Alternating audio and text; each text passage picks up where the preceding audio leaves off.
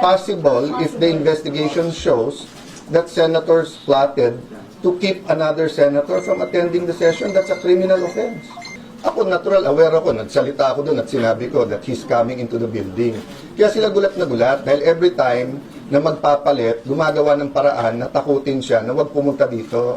Sa ngayon nakakita, nung wala dito, no work, no pay, nasaan ka, magpakita ka, mag-resign ka na lang kung ayaw. Nung nagpakita, huhulihin mo. Ngayon na nandito na, gusto mo namang isuko. For the majority, pero parating may foul na ginagawa eh.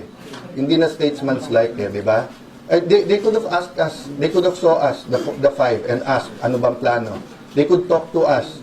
They could talk to Senator Bato, nandiyan siya. Hanggang gabi, nandito kami. Hindi nga natutulog yung tao. Magpa-file ka ng resolution. Di ba? Pang politika, yung ginagalit nila, base nila. Sir, you mentioned na mapupunta to sa ethics. Who will... No, I said possible if the investigation shows that senators plotted to keep another senator from attending the session. That's a criminal offense. Diba? I agree with everyone who's saying na mabigat ang hinaharap natin sa ekonomiya natin. Inflation is so high, farmers, logistics, lahat ng transport, hindi lang to tricycle, taxi, jeepney, bus drivers, including yung mga naghahatid ng pagkain to pati yung mga multinational na it's not easy to import, let's say, medicine, then get it to all the islands of the Philippines. Doble, triple yung logistics mo nun dahil gasolina o crudo or ano din ang gamit ng mga vapor. Tapos yung diesel din ang gamit ng mga truck. So we want to shift to that. But sila ang stuck sa hindi na sila majority. Who is under investigation here? We'll discuss muna with the new majority. But bunsod na nga ng aking damdamin kanina yon nung nakita ko lahat ng pulis. Diba? Kawawa naman yung pulis. They should be manning their post. They should be at least not exposed sa araw, bringing those heavy gears. Diba? Pero we're creating this tense situation. Are you trying to retain the leadership by May lumalabas ba na may active plot para arestuhin si Senator Bato noong Monday? May active plot from police na arrest para... Yun ang sinasabi ng NBI na alam at ang sinabi pulihin siya. Were you aware also? Because sabi ni Senator Cayetano siblings were apparently aware. Kaya nandun daw sa sasakyan ninyo. Yeah, I think my sister will speak about that. Ako, natural, aware ako, nagsalita ako doon at sinabi ko that he's coming into the building. Kaya sila gulat na gulat dahil every time na magpapalit, gumagawa ng paraan na takutin siya na huwag pumunta dito. Sa ngayon nakakita, nung wala dito, no work, no pay, nasaan ka, magpakita ka, mag-resign ka na lang kung ayaw. Nung nagpakita, huhulihin mo. Ngayon na nandito na, gusto mo namang isuko. Pero sir, nakita niyo ba so far sa preliminary investigation niyo na may active plot from your colleagues? I don't wanna go beyond what I said already because I'm gonna meet the majority. I'm gonna look at all the reports. Basically, inulit ko lang yung sinabi ko ngayon, yung sinabi ko sa podium yesterday, di ba? Nung nagsalita si Senator Soto, sabi niya, ganito, ganyan, binasa ko yung sinabi ng Sergeant at Arms. Sabi ng Sergeant at Arms, hindi. Not only 7 a.m., 2 p.m., pinakita pa rin sa inyo. Di ba? Sinabi po ng NBI, sir, makakapasok ba lahat ng agents? Nandiyan ba silang lahat kung hindi pa pumayag si SP? Pumayag si SP. So, hanggang dun lang muna ako, di ba? I'm just saying that we're trying to shift to the bigger picture, which is the spiritual, financial, economic, social well-being of our country. Not only the political. But what is the other side doing? Sir, meron po bang active threat ngayon sa leadership niyo considering na pag medyo magulo dahil dito We will assume that, di ba? Sabi nga nila, manipis ang majority namin. Ang sagot ko lang doon, mas mabuting manipis kaso sa makapal. Pero sir, Diba? Majority nga kayo dati, makapal naman. Sabi niya manipis ang majority namin. Di ba? Okay. So, at the very least, yung pinaka-respeto natin sa kapwa senador, makapasok ka, you can use the facilities of the Senate, hindi ka sinusundan ng CCTV, hindi ka threaten, hindi nag-iimbento ng mga accusations sa kapwa, di ba? Hindi tinatakot yung kasama mo sa majority. That's why I said nga, statesman-like sana, nagpalit, let's move on. Pero sa ginagawa nila ngayon, parang pinipilit nilang magsalita kami kung bakit tumagal ang palitan ng leadership. So, kung papalitan nila kami, all they have to do is go upstairs. Nung natalo ako kay Senator Pimentel ng 2016, nag-dinner pa kami kasama si PRRD with Senator Soto, Senator Lacson. I think Senator Pimentel was there.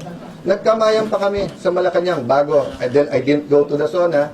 I didn't go here. Sa SONA na ako pumunta. Oh. Nung nagpalit at naging Senate President si Senator Subiri, wala namang problema eh.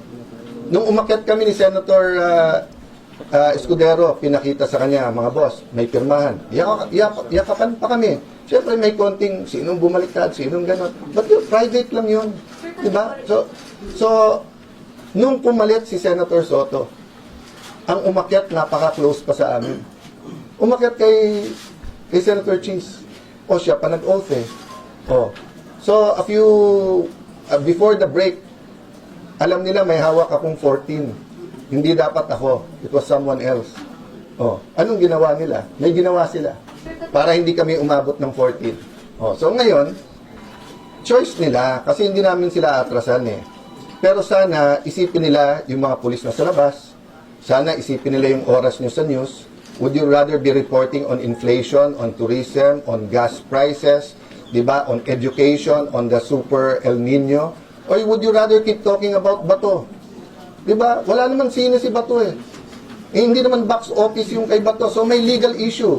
So let the court decide. Can't we move on from that? What will you do with the resolution ng minority? Will you allow it to be taken up later? We're meeting right after with the acting majority leader. Pero sir, meron bang threat sa leadership niyo? There's always a threat. Kaya lalo nga ito na mainit ang politika. And I'm ready at any time. I didn't ask for this. If natuloy yung ating palit ng leadership bago nung break, hindi ako ang Senate President.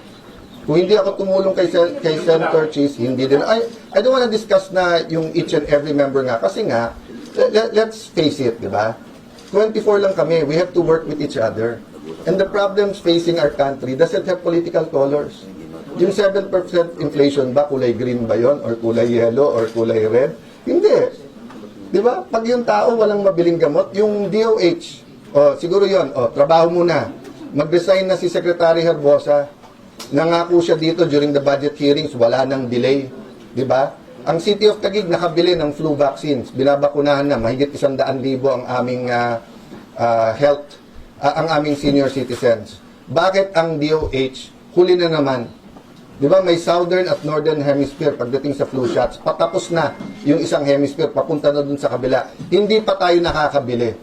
Masasabi mo ba sa senior citizen na nagka-flu, tapos nagka-pneumonia, namatay? Masasabi mo ba, sorry, kasi we failed sa bidding?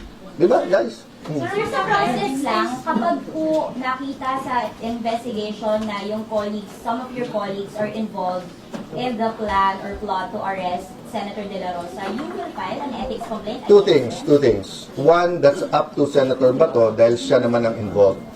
Ako, I'm more talking about the institution. Sometimes, if it's more political action, it's better just to let it go and to be statesmen and stateswomen, di ba? Yung parang, okay, that's part of the game. Medyo may konti kang siko, konti sipa. Sige, pero no harm, no foul. No blood, no foul. Diba? So we want to move there. We want to talk about real issues. Diba? So let me stop there, guys, kasi I'm sure I'll brief you then by the end of the day. Yeah, last question. Last po na kayo po kumausap kay Senator Bato na magpunta rito yung utang. Many people have been talking to him for the longest time. And as of Sunday evening, ang alam namin hindi siya dadating. Pero nagkausap kami ng Monday morning, then he told me that he's around. And then we made the arrangement for him to get here. And that's obvious because nung nagsalita ako, di ba? Sabi ko, we have 13 and Senator Del Rosa will come in. That's why nagulat ako nung pumasok na humihingal, tumatakbo.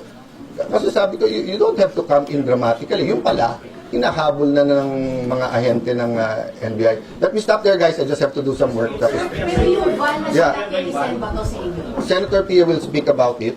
but I will tell you everything because there's no crime. Di ba? Ang mag-hitch ba ng ride ngayon, bawal na?